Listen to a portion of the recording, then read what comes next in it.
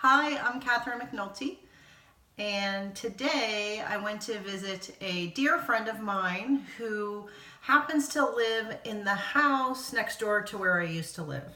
And what's interesting, it's been quite a while since I lived there, and it's the place that when I go there today and I looked around, it brings back a flood of memories, and it reminds me of losing my son, because that was the house that I expected to bring him home to.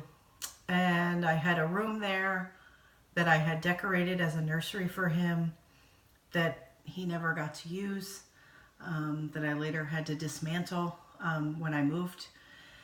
And every time I go there, I'm kind of brought back to that day, to the day when I drove home and I left the hospital without my son, and what that was like. And it's reminds me of all of the feelings that I had. And when I walked into the front door, right, I opened the front door and walked into my house, I remember the feeling so intensely, because I looked around. The house was very empty because we hadn't lived there for 6 weeks because we were in the NICU with my son. And I felt like it was someone else's house. And I didn't know like what was going to happen next. I was just so surprised with how this had even happened and how this was my life. And it's interesting because the feeling, I'm struggling for words, and that's the feeling that I had. Like, I didn't know what to say. I didn't know what to do. And I remember leaning against the wall and just dropping and just crumbling in tears, because it was all so final and so over on that day. And what's interesting now is I can look back on how I was before my loss. I can think about how I am now after my loss, after I've been through it. And, one of the things that's kind of coming up for me right now is how guarded and protected I was emotionally when I was pregnant and before I had my first child. And like, I didn't realize how guarded I was and how I didn't let other people in. I didn't have friends like I have friends now. I was very guarded. I wasn't who I am now. I'm a completely different person, and I owe that to the grief experience for sure.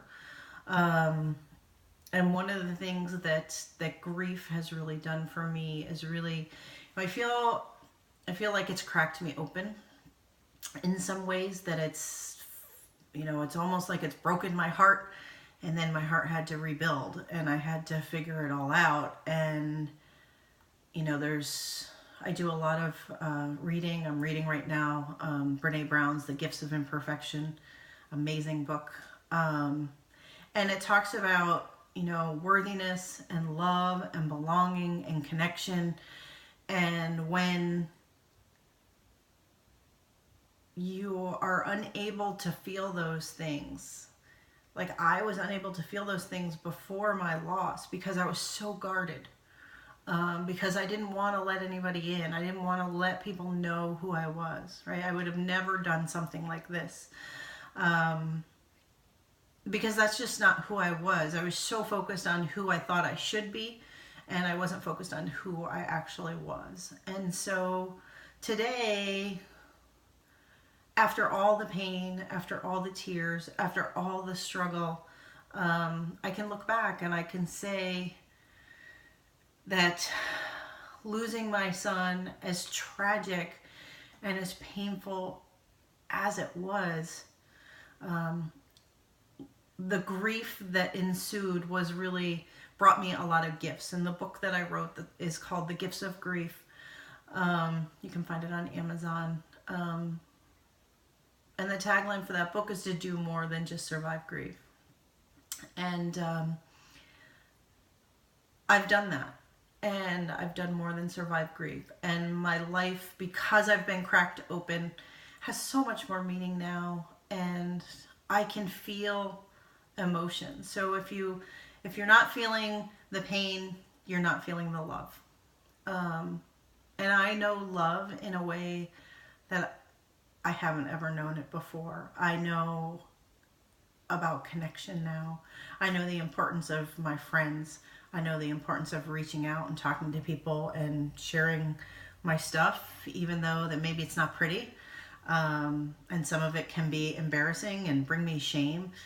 But I think that it's important to talk about it. And through that, and being able to do that and learning how to do that is really what's bringing me a lot of joy, gratitude, belonging, connection.